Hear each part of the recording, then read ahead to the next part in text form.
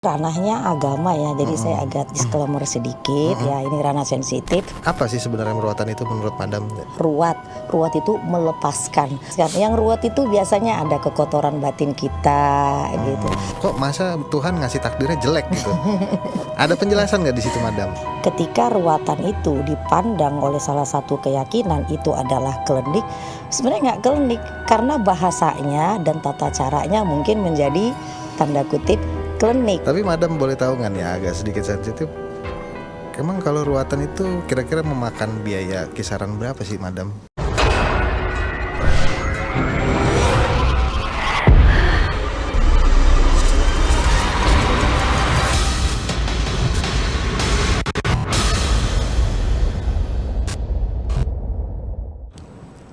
Assalamualaikum warahmatullahi wabarakatuh. Selamat malam Sobat Kumis. Gimana kabarnya malam Jumat ini? Semoga dalam keadaan yang sehat walafiat ya, amin. Balik lagi bersama saya Oik di podcast Kumis Kupas Mistis, acara yang membahas tentang hal-hal mistis di sekitar kita. Dan tema kita malam hari ini yaitu tentang ruatan ya. Rahasia ruatan ritual kuno buang sial. Dan saat ini telah hadir di studio kita tamu kita yang istimewa, beliau seorang pakar spiritual. Mari kita sambut Madam Louis, CHT, CMH, CI, MMS. Wah, panjang banget nih Madam. Apa kabar Madam? Alhamdulillah baik Mas. Makin glowing aja ya. Pasti ada aja glowingnya ke sini tuh.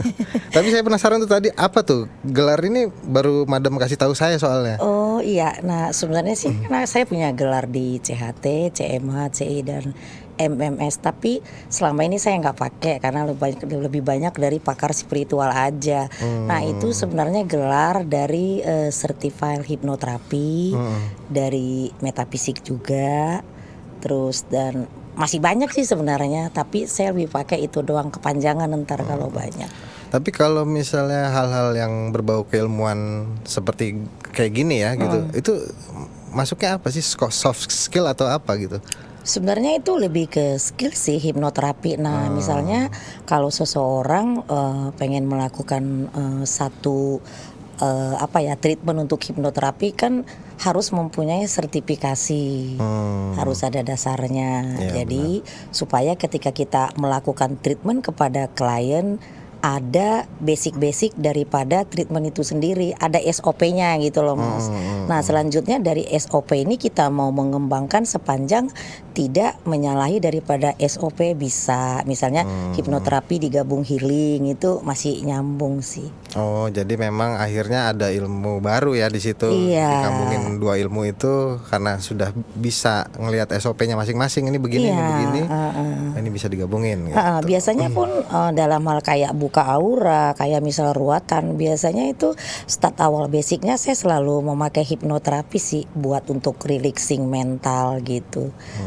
Jadi ada di combine juga sih. Finishingnya baru nanti kita memakai sarana spiritual, memakai sesaji atau memakai misalnya ruatan sesuai dengan keyakinan daripada si klien itu sendiri gitu. Luar biasa. Madam lagi sibuk apa nih kalau boleh tahu tahun 2026 ini gitu? Apa gebrakan barunya nih?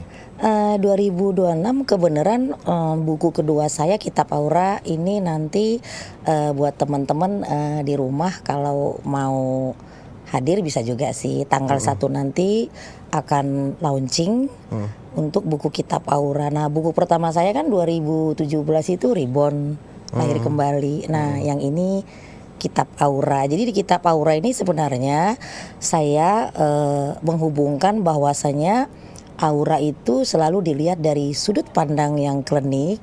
Nah, di sana saya padukan bahwasanya aura bisa kita lihat dari sudut pandang sains dan rohani. Jadi lebih kayak diharmoniskan sih supaya nggak dianggap orang aura itu klinik gitu. Oke.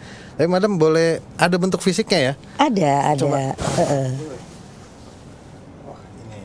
Iya, nah Kitab Auranya nih seperti ini. Jadi memang di situ Madam bisa ngeklaim nggak ada klinik sama sekali sebenarnya? Nggak ada. Justru di Kitab Aura ini saya membahas bahwasanya aura itu bisa dilihat dari sains, bahkan aura bisa dilihat dari sisi kita mungkin yang berkeyakinan agama Muslim, dari Hindu, dari Kristen itu saya ada bahas di sana gitu. Jadi salah satu contoh dari sisi keyakinan Islam sendiri aura itu sudah ada Mas. Nah itu yang dikatakan tajali. Nah jadi kalau misalnya teman-teman membaca di buku ini juga saya membahas tentang bagaimana melihat aura binatang. Oh bisa. Bisa. Berarti segala sesuatu yang hidup ya atau bernyawa gitu maksudnya. Iya, ada auranya. Terus Ada auranya. bagaimana cara kita melihat tumbuhan? Misalnya tumbuhan ini sebenarnya lagi butuh sesuatu nih, butuh air, butuh apa, atau tumbuhan itu kita lihat oh ini udah mau mati, ini itu bisa dilihat. Nah sama orang juga bisa juga dilihat sama. Oke, Madam, mudah-mudahan sukses buat bukunya ya. Iya, makasih. Februari baru launching tanggal 1. Iya, tanggal 1 buku kitab auranya launching. Nah, selain itu, lagi sibuk apa lagi? Masihkah ngajar-ngajar nih atau masih sibuk praktisi? Ya jelas ya kayaknya Madam ya. Ngajar-ngajar hipnoterapi ataupun money healing masih jalan itu atau masih money healing. Workshop saya nanti tanggal 31, tanggal 7 itu ada workshop untuk money healing. Dan insya Allah doain ya Mas, nanti di bulan Juni kita di invitation dari praktisi dari Belanda untuk mengadakan suruhan di Belanda. Jadi insya Allah kita ada praktisi dari Indonesia yang di invitation ke sana gitu. Perwakilan. Iya seperti ya, amin. itu. Mudah-mudahan lancar Madam acaranya. Iya amin insya Allah. Oh makin ini aja ya Madam berarti ya, makin sibuk aja nih berarti. Iya karena kan kebanyakan kan praktisi itu Mas malah dari luar yang ke Indonesia yang lebih banyak sekarang. Jadi ya kita dari Indonesia mengenalkan budaya dan spiritual itu ke luar negeri gitu. Kebalikannya ya. Maksudnya Iya. selama ini kan orang luar negeri bisa eksperimen lah ya di meng-compare Indonesia. ilmunya itu bisa dijelasin gitu. Indonesia pun lebih banyak dan kalau bisa dijelasin dengan fakta-fakta ilmiah sekarang itu Iya harus bisa dong. lebih banyak ya. Iya. Nah, Madam boleh di-share nih, kan Madam ini kan spesialis ruatan ya bisa dibilang ya. Apa sih sebenarnya ruatan itu menurut Madam? Nah sebenarnya kan ruatan ini hanya penamaan ya gitu. Nah ruatan itu kan sebenarnya ruat itu melepaskan apa yang ruwet. Begitu emang. Iya jadi melepaskan. Yang ruwet itu biasanya ada kekotoran batin kita gitu, masalah-masalah. Nanti kita bisa bahas mungkin ada sial, ada apes, ada sengkolo dan lain sebagainya.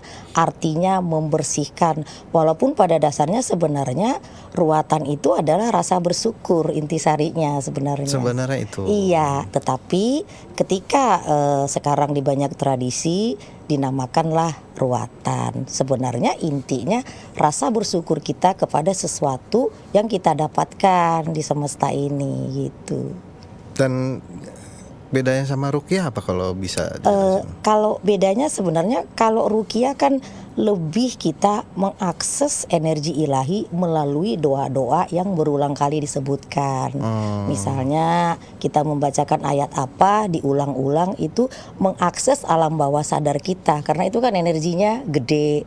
Nah, jadi segala sesuatu ada entitas di dalam tubuh seseorang ketika kita melantunkan ayat-ayat suci Al-Qur'an itu sebenarnya sama saja bagian dari ruatan, bedanya itu dengan memakai ayat-ayat suci itu Oke, sih. oke.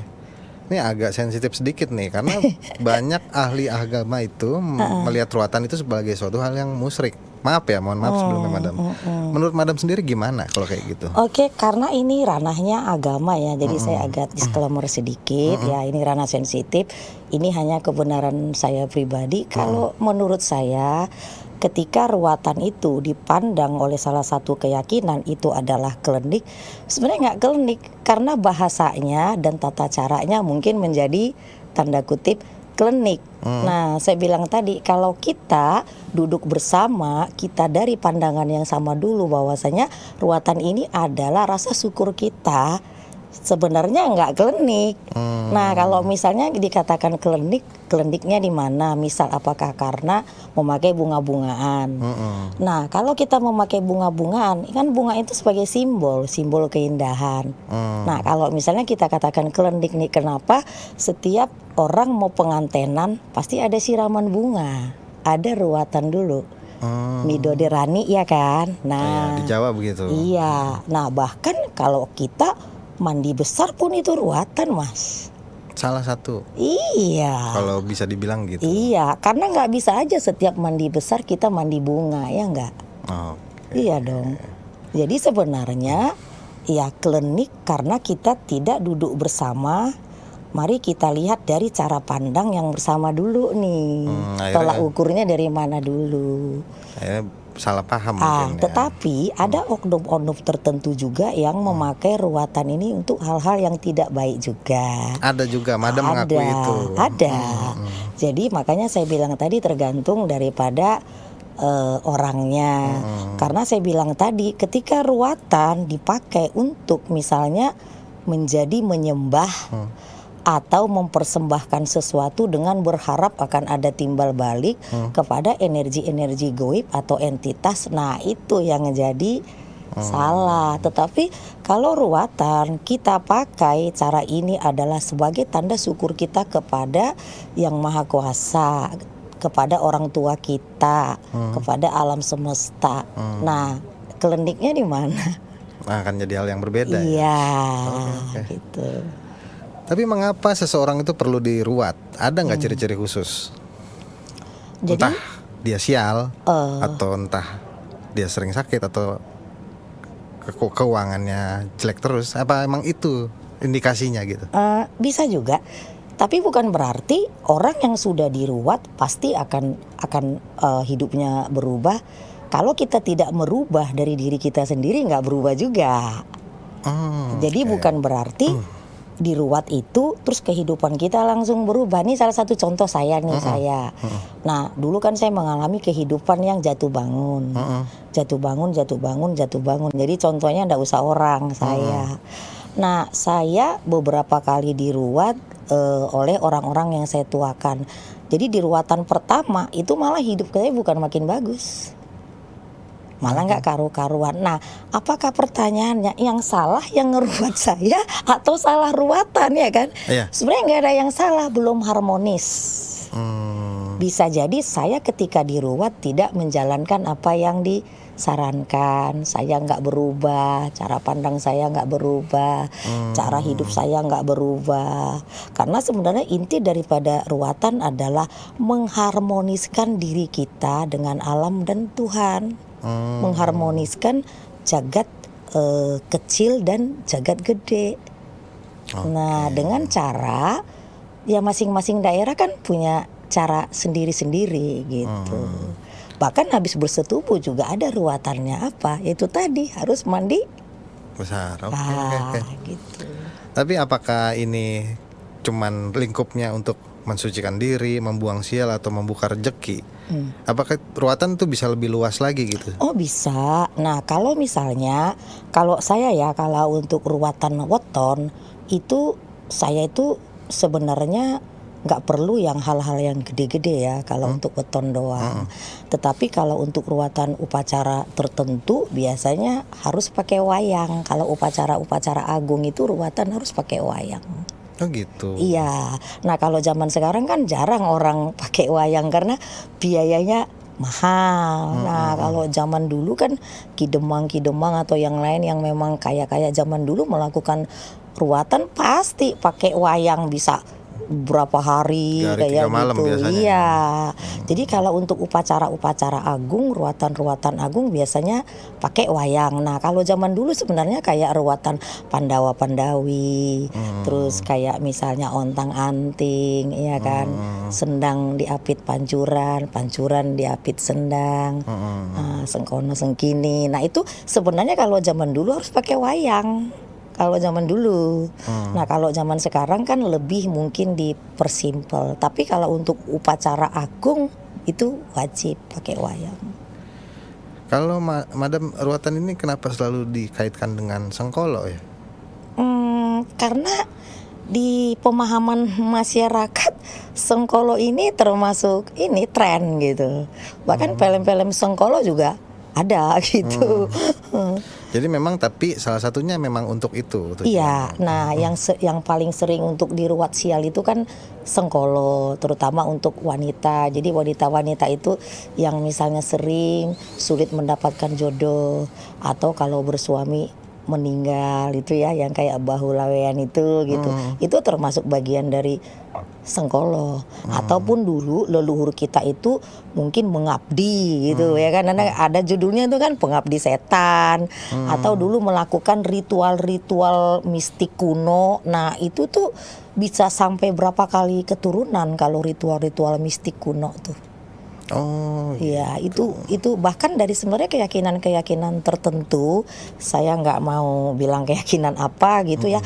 Banyak lah yang memahami penyembelihan daripada binatang-binatang sebagai kurban atau apa, bahkan darah sendiri kayak gitu. Itu kan banyak. Nah, itu sebenarnya dampaknya bukan hanya ke diri kita sih. Dampak ke keturunan kita. Nah, Sengkolo yang berlanjut. gitu. Bahkan kadang ketika kita melakukan satu ritual ruatan, tetapi ada persembahan, ada perjanjian khusus kepada entitas untuk misalnya kekayaan nih, misal sebenarnya kita sedang mengambil kekayaan daripada 7 keturunan kita. Nah, paham ya maksudnya. Jadi misalnya saya nih sekarang saya melakukan ruatan lah untuk rezeki gini gitu. Tapi si klien tidak tahu kalau si praktisi ini sedang melakukan satu spirit kontrak dengan satu goib lah yang dia punya atau dia yakini. Nah, tanpa disadari si klien ini sebenarnya ini cuma kata ruatan, tapi sebenarnya ketika dia habis melakukan ruatan itu mendapatkan harta banyak, sebenarnya ada satu perjanjian kontrak yang sudah diambil rezeki daripada 7 keturunannya. Nah, di sini kita kaya, tapi selanjutnya ke anak cucu kita udah nggak ada rezekinya. Nah, ada yang keilmuan seperti itu. Jadi makanya saya bilang tadi, kenapa ruatan ini dianggap klinik, dianggap nggak baik? Ya kita nggak menyalahkan, karena kadang ada oknum-oknum tertentu yang saya bilang tadi melakukan persembahan dan menyembah hal-hal goib atau entitas dalam tanda kutip lah gitu. Berarti tapi nggak semua. oknum lah ya. Ada oknum. Tapi tradisi ini kan sebenarnya sudah sangat melekat ya di Indonesia. Iya, benar. Tapi kalau menurut Madam sendiri nih, sebenarnya dari mana sih awalnya? Sebenarnya dari zaman dulu ya sudah ada ruatan, tapi mungkin namanya tiap-tiap daerah yang berbeda, Mas, gitu. Contoh kalau di Bali melukat itu kan ruatan, Mas. Sama ya. Ya kalau misalnya di Jawa ya udah paham lah ya, lebih familiar sekali ini ruatan. Nah, sebenarnya kalau misalnya di satu keyakinan tertentu ya kalau dibaptis itu kan ruatan juga, Mas. Ya benar. Iya, iya kan. Cuma tata cara aja yang berbeda, doanya berbeda, mantranya berbeda. Intinya kan rasa bersyukur. Sebenarnya rasa syukur kita. Jadi kalau misalnya ada pemahaman saya pengen ngeruat saya lah supaya rezeki saya banyak, kebalik kayaknya. Kayak kita sudah mensyukuri dulu gitu. Oh, oke. Jadi bukan saya ngeruat dulu supaya nanti banyak rezeki. Konsepnya sebenarnya nggak kayak gitu sebenarnya. Jadi kita bersyukur dulu kepada alam semesta, kita diberikan rezeki mau besar atau kecil. Bersyukur kita sekarang sehat walafiat, masih bisa ya nolong saudara atau teman walaupun dalam konteks kecil gitu. Jadi kan bersyukur itu, alam itu tidak menilai tentang besarnya, tetapi tentang ketulusan kita sih gitu. Jadi misalnya ruatan pakai wayang 100 juta dengan kita meruat diri kita dengan apa adanya, tapi kita berserah diri, itu sama sih sebenarnya nilainya. Tetapi kalau kita ada rezeki dengan memakai sesajen yang komplit ya kenapa enggak gitu. Okay. Nah, ngomong-ngomong sesajen itu, berarti apa aja sih emang media di ruatan itu, Madam? Tiap daerah berbeda-beda sih, Mas. Biasanya kalau misalnya untuk Sengkolo biasanya itu ada bubur Sengkolo yang warna-warni gitu. Terus kalau misalnya yang weton dia harus pakai bubur merah, bubur putih.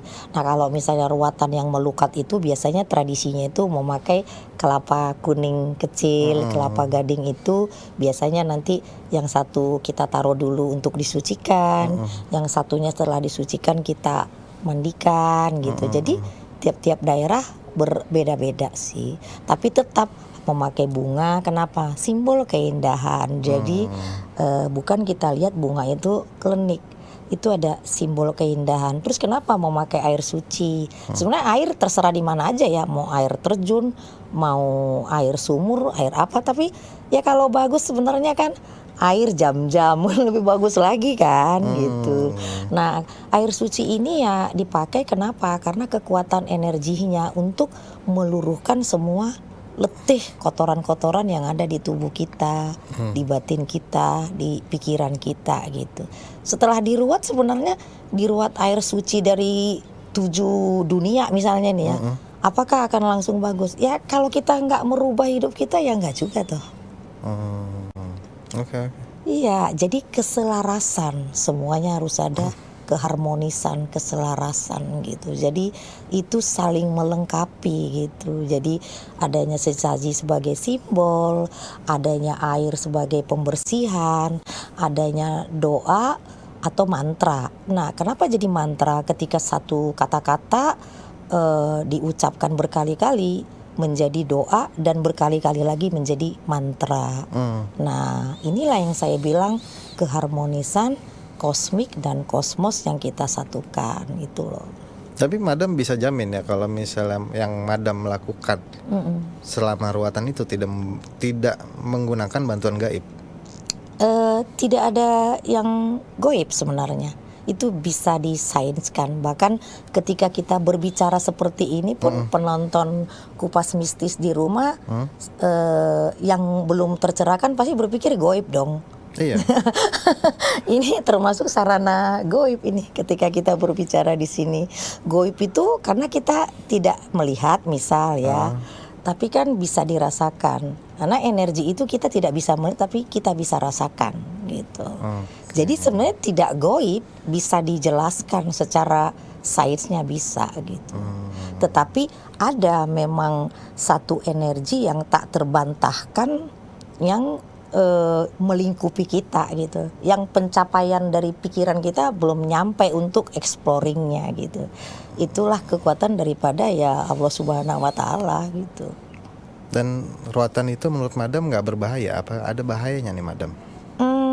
Sepanjang kita melakukan itu tadi dengan itikat bersyukur agar kehidupan kita lebih baik ke depannya, ya enggak dong. Yang berbahaya itu ya kalau seperti saya bilang tadi kita mencampur adukan sesuatu energi lain, kita mengakses energi lain, kita mempersembahkan dan juga menyembah, ya pasti akan ada ininya. Ada gitu. impactnya lah itu ya. Ada. Dan pasti. Itu nggak baik gitu ya. Nggak baik banget, bukan nggak baik. Tapi ada waktu-waktu tertentu nggak Madam untuk keruatan itu sendiri, kayak macamnya malam satu suro kah atau apa? Menurut Madam gimana? Sebenarnya kenapa dipilih ada waktu-waktu tertentu? Karena sebenarnya waktu-waktu tertentu tuh kan ada orang yang mempercayai dan juga kita mengambil kolektif energi. Misalnya kalau surowan kan memang ada yang meyakini kalau yang di badan kita leluhur kita lagi sowan, lagi pulang. Nah, otomatis kan masyarakat yang meyakini banyak melakukan doa pada malam itu. Nah, kita mengambil kolektif energinya gitu. Seperti itu. Tapi berarti memang tergantung kepercayaan masing-masing ya? Iya, kepercayaan pemilihan masing-masing. Waktu itu sendiri gitu. Iya, tetapi ada beberapa orang juga misal kalau ruatan weton dicari dari neptunya, harinya gitu.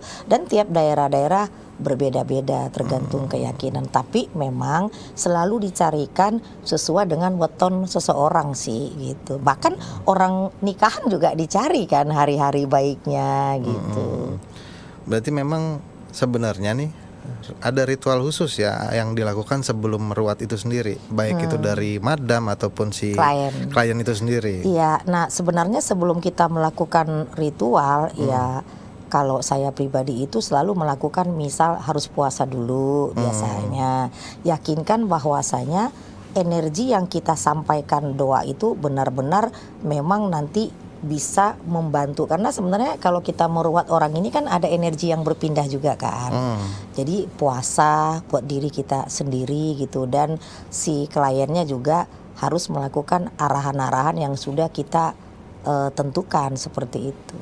Jadi praktisi juga ada ritualnya juga untuk melakukan itu. Terus yang kedua biasanya orang yang melakukan ruatan itu harus sebenarnya yang sudah duduk, sudah linggi, sudah bercucu sebenarnya. Dan saya pribadi sendiri kalau melakukan ruatan pasti dibantu oleh saya anggap guru, orang tua atau sesepuh, biasanya seperti itu. Dan itu posisinya memang beliau sudah Linggi, sudah duduk. Nah, kalau misalnya kita nih belum bercucu itu sebenarnya, atau belum linggi, belum duduk, itu sebenarnya belum boleh melakukan ruatan karena ada efeknya nanti ke kita.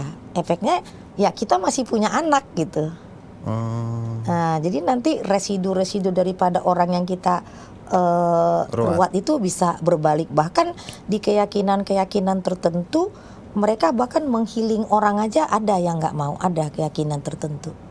Mereka nggak mau menghealing, mereka nggak mau menyembuhkan karena dia merasa yang percaya karma, nanti karma si orang ini akan berpindah kepadanya gitu. Ada yang seperti itu yang lebih ini lagi gitu. Iya. Maksudnya saya juga pernah dengar kalau permasalahan seperti itu mungkin nyembuhin orang yang kena santet atau salah satunya mungkin kayak gitu ya contohnya. Karena mereka meyakini bahwasanya setiap orang yang mempunyai masalah dalam hidupnya, misalnya penyakit atau apapun itu, memang sedang menjalani karmanya sendiri gitu. Jadi mereka hanya memberikan arahan, tetapi mereka tidak mau menyembuhkan gitu. Ada yang kayak seperti itu. Nah, sama dengan ruatan. Kalau misalnya kita belum duduk, belum linggi, belum bercucu, ya sebaiknya didampingi oleh orang-orang yang kita anggap sudah sepuh atau tua. Kalau buat si pasien, apakah setelah diruat atau ruatan itu sendiri ada pantangannya, Madam? Setiap ruatan ada sih pantang-pantangannya. Oh iya. Biasanya. Tapi kan itu tergantung dari ketika dia datang ke kita, keperluannya apa, kebutuhannya apa. Nah, kalau dia ya melanggar pantangan-pantangannya, percuma nanti ruatannya gitu. Dan saya pernah dengar satu cerita, maksudnya ruatan itu kayak salah satunya gitu membutuhkan barang-barang si pasien itu sendiri nih untuk DNA, dibuang, untuk iya. apa emang harus seperti itu syaratnya, Madam? Ya kan tradisi ya, keyakinan dari orang tua kita kan. Kalau di saya biasanya kalau misalnya selesai mandi biasanya salah satu benda, misalnya pakaian dalam, itu biasanya kita buang ke air yang mengalir dengan doa tertentu, diharapkan apa yang mau kita lepaskan dari diri kita ya dia dibawa oleh air. Air kan sifatnya pembersih. Jadi tidak dibakar, dilepaskan ke air. Dan biasanya dikasih kayak koin di dalam bunganya sisanya gitu. Biasanya seperti itu. Berarti memang tergantung daerah lagi ya. Iya, Maksudnya tergantung beda-beda. Itu daerah, ruatan itu memang agak luas nih ya. Bukan kirain ruatan cuman punya orang Jawa gitu, bisa dibilang gitu. Enggak. Ternyata di setiap daerah namanya doang yang berbeda. Kalau di Sumatera sendiri ruatan itu hampir sama. Mereka mandi ke tempat-tempat yang mereka yakini itu memang tempat suci. Dan itu nanti kalau mereka nggak lebih banyak di bunga ya, lebih ke arah mandi dengan jeruk purut, lalu kayak membuat satu sesaji kayak ikan mas gitu. Sudah diatur sedemikian rupa dan makanan-makanan tertentu sebagai satu ucapan syukur kepada leluhurnya gitu. Jadi setiap daerah memang berbeda-beda. Kalau Bali kan melukat ya. Nah, mereka lebih ke Canang Sari kan, ke Canang Sarinya bawa pejati gitu. Jadi setiap daerah itu memang punya ciri khas sendiri-sendiri untuk tradisi ruatan. Tapi saya jujur masih penasaran sama permasalahan tadi. Ketika ruatan sudah dilakukan dan tidak ada yang berubah, ada faktor penting nggak, Madam, yang kira-kira memang ya kenapa bisa seperti itu gitu, selain nggak nurut atau apa kayak gitu loh? Kan saya bilang tadi, ruatan adalah salah satu ucapan syukur dan bagaimana cara kita mengharmoniskan diri kita dengan alam dan Sang Maha Pencipta. Ya. Nah, jadi ketika sudah dilakukan ruatan ternyata belum ada perubahan ya, saya nggak mau bilang mungkin praktisinya yang nggak tepat, mungkin ya bukan nggak benar ya, nggak tepat.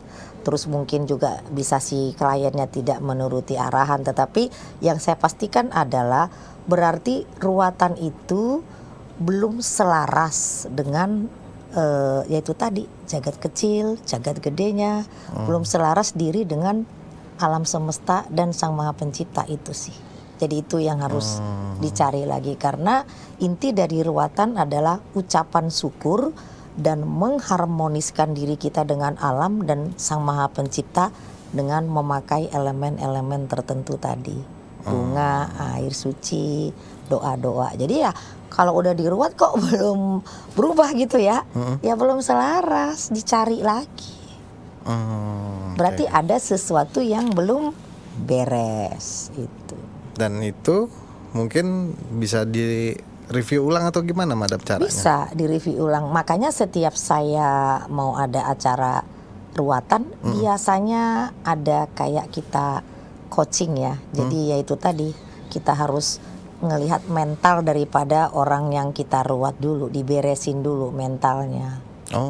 Baru nanti sesuatu yang di luar dirinya gitu. Jadi contoh lagi nih, orang yang pikirannya ruwet nih ya Mas ya. Ruwet mau diruat, tapi habis udah diruat nih tetap aja ruwet ya, sama aja kan gitu. Berarti kan masalahnya bukan di ruatannya, belief sistemnya yang harus diberesin dulu.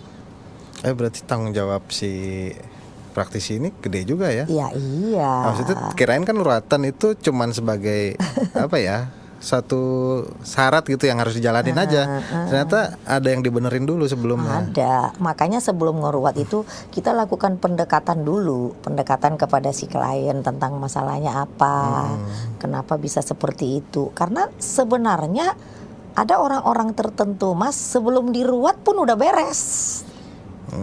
Jadi ruatan itu bisa dibilang kan akhirnya gongnya gitu ya. Sebelum diruat, ketika ngobrol-ngobrol setengah, oh masalahnya di sini gitu.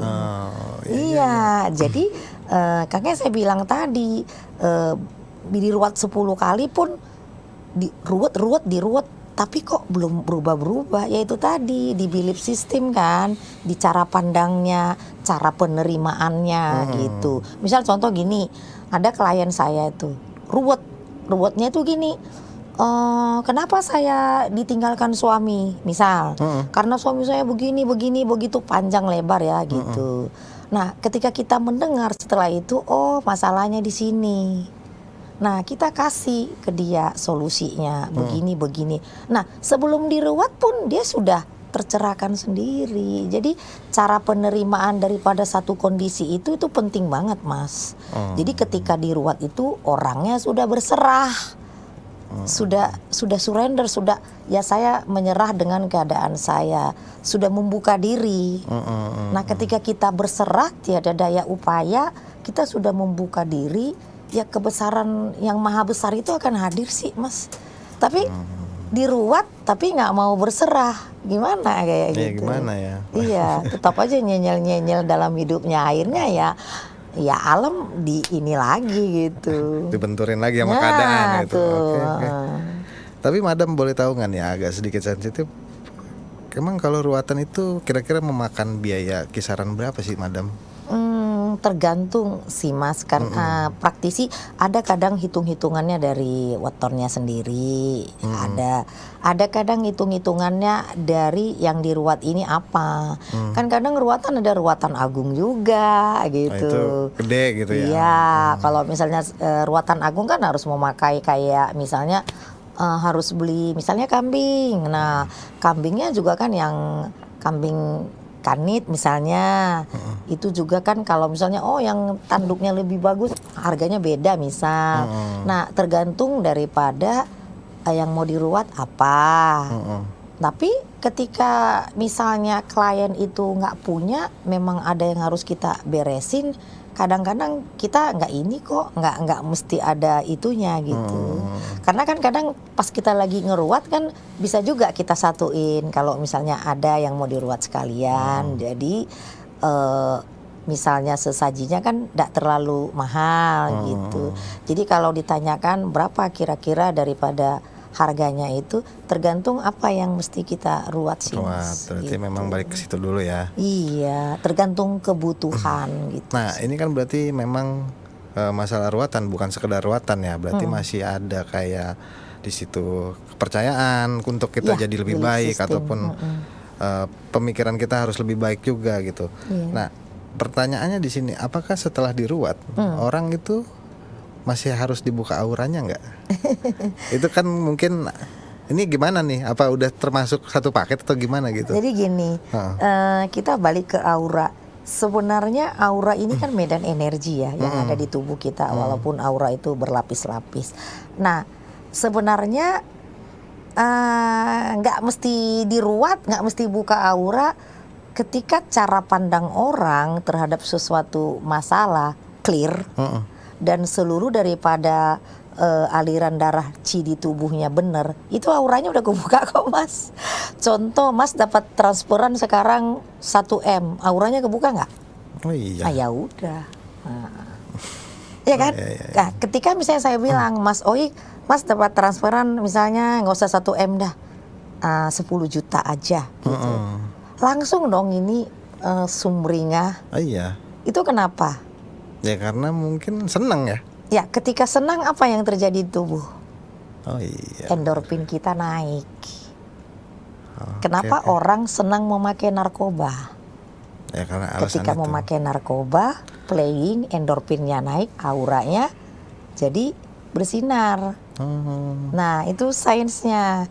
Nah, jadi sebenarnya ketika hati kita senang, ketika apapun yang terjadi dalam diri kita di dunia ini kita menerima. Nah, ketika makan tempe aja kita seneng hati, auranya keluar.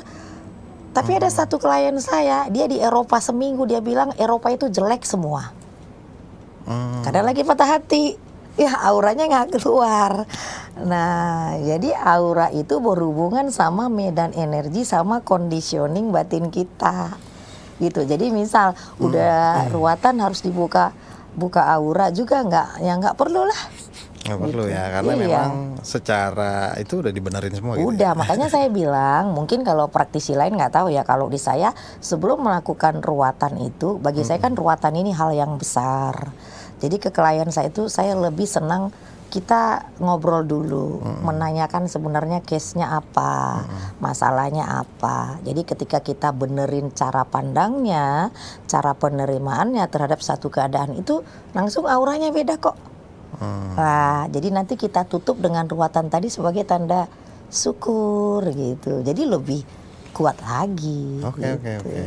Akhirnya saya mengerti nih. Mengerti. Maksudnya berarti luas ya gitu. Sangat Luas kayak gitu. Nah, sering-sering aja ditransfer Mas. Itu aura pasti bagus iya. tuh. Amin. Nggak perlu diruat lagi tuh Mas. Oke Madam, ini kita ada segmen baru ya, Batas Nalar, yaitu berisi tentang DM dari Sobat Kumis di Ya. rumah ya.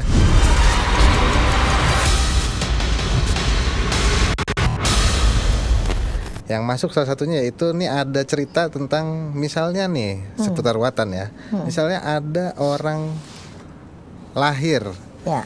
misalnya mungkin punya anak satu cowok gitu, ataupun yang harus diruat dah Madam tuh biasanya yang kayak Ontang-anting ontang-anting, gitu. cewek dua cowok dua kayak gitu-gitu.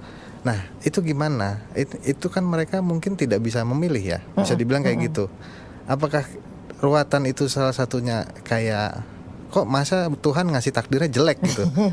Ada penjelasan nggak di situ Madam? Ini salah satu contoh lagi ya, dan ini contohnya nggak kemana-mana, anak saya sendiri. Ya anaknya Madam. Iya, saya kan punya anak satu-satunya nih.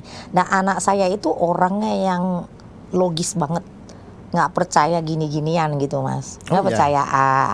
Jadi karena dia beberapa kali gagal merit, nah terus ada beberapa temennya yang datang ke saya, dia ngerasa gini, dulu setiap saya tawarkan kamu anak ontang-anting harus diruat, dia selalu bilang nggak percaya kayak gitu.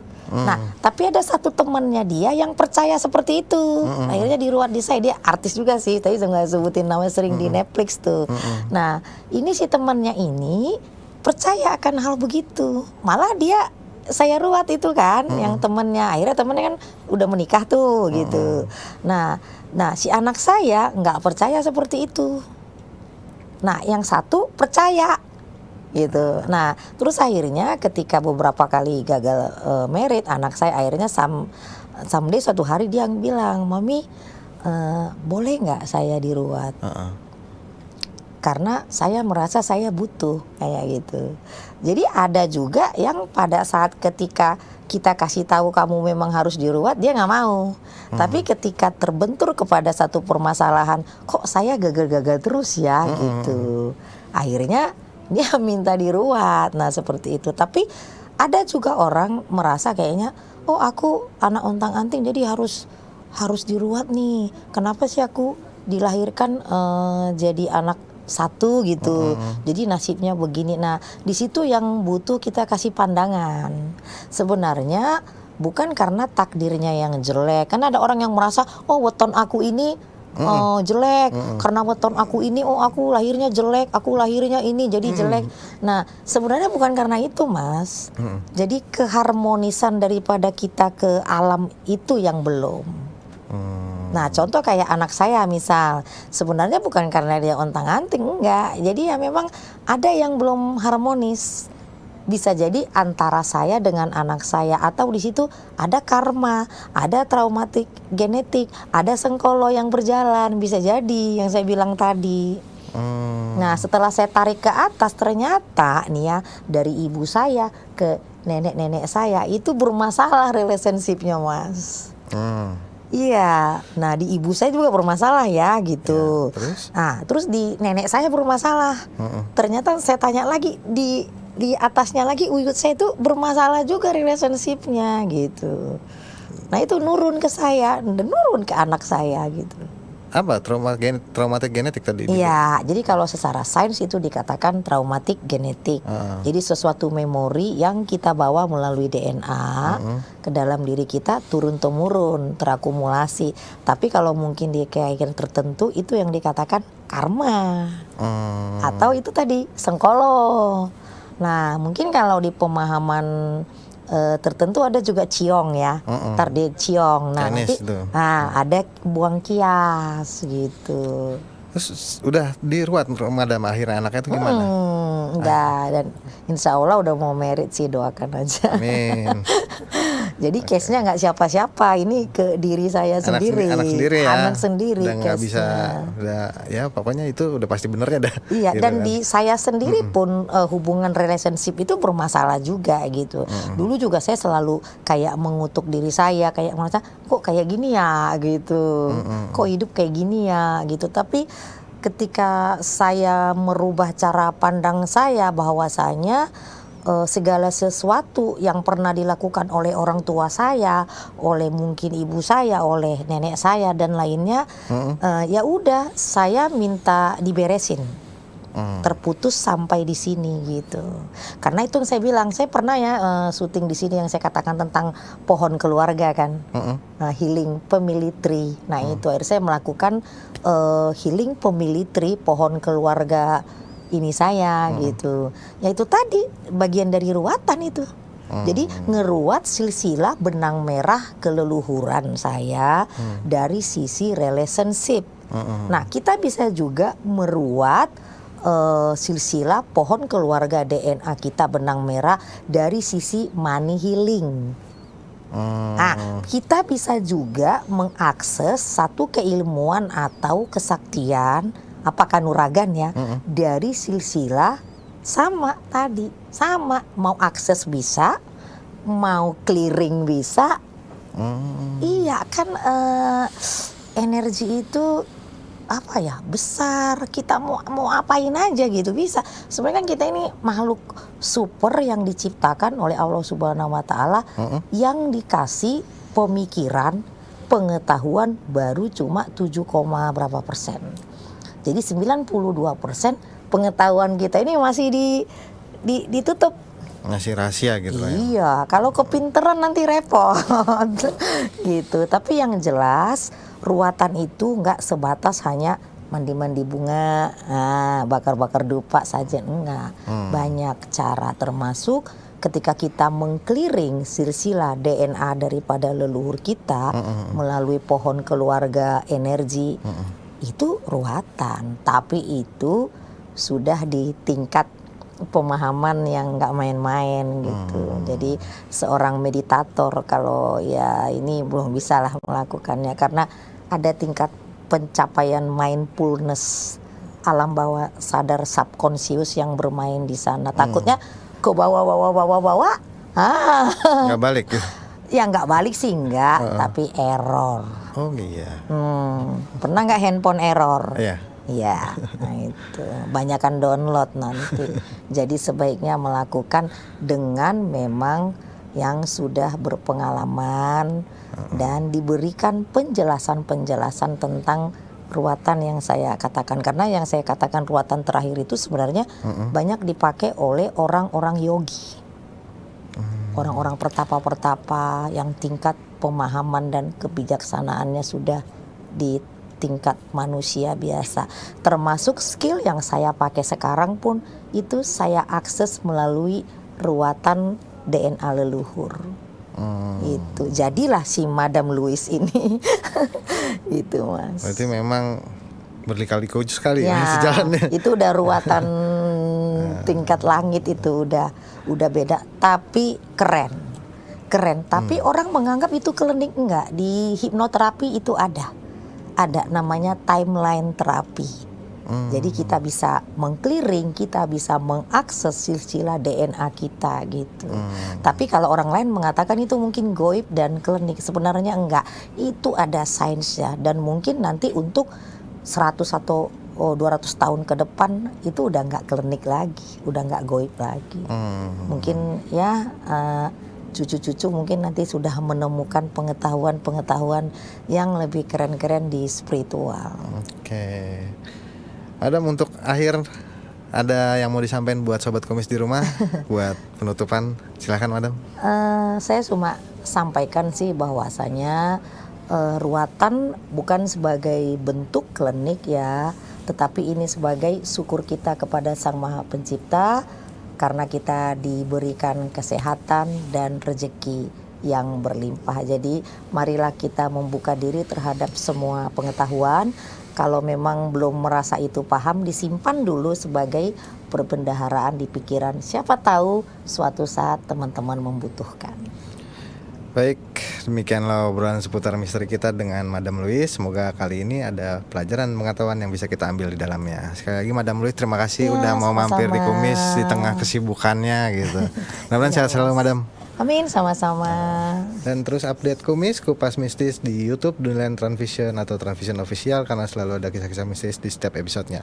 Dan lupa saya ingatkan, apapun yang sedang kalian lakukan, pastikan keyakinan pada Tuhan selalu memberikan ketenangan. Saya Oik undur diri. Assalamualaikum warahmatullahi wabarakatuh. Salam Kumis.